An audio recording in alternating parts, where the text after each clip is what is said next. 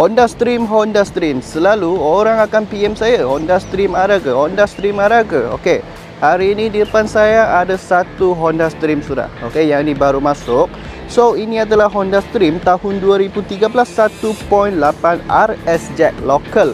Okey, so untuk bulanan dia dalam 700 lebih. Okey, anggaran dalam 700 lebih. Itu pun anda perlu sediakan down payment kurang-kurangnya lah dalam 20,000.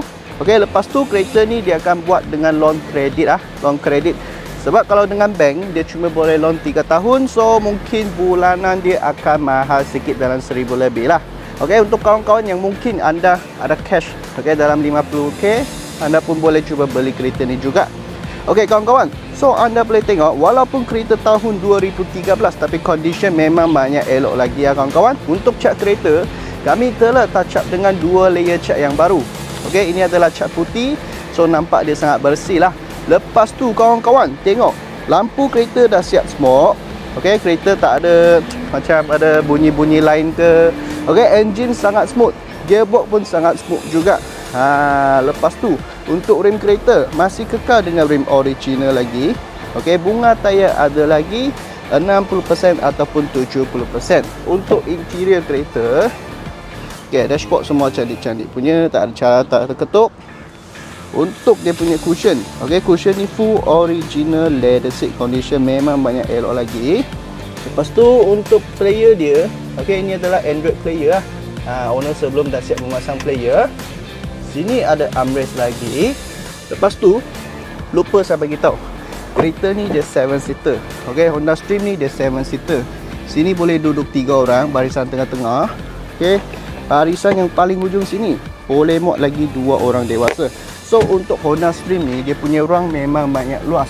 Yang paling penting punya, kereta ni dia ada sunroof juga. So bila jalan jauh tu anda boleh on lah sunroof tu.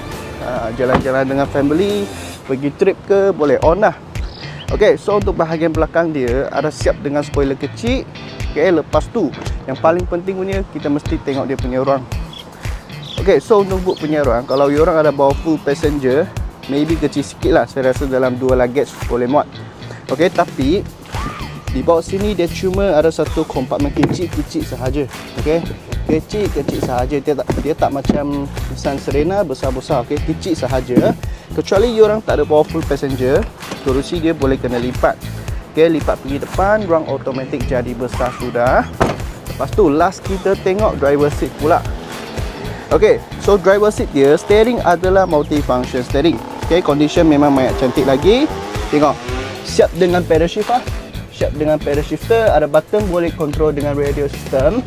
Mileage kereta dalam 90,000 lebih. Okey, 90,000 lebih. Sebelah driver seat punya kerusi pun banyak cantik lagi. So kawan-kawan, jika korang ada berminat dengan kereta ni, cepat-cepat PM dengan saya. Nama saya Ayab. Saya di sini tunggu anda, dan jangan lupa nak cari kereta yang berkualiti, mestilah datang ke JB Autoworks. Kita jumpa next review.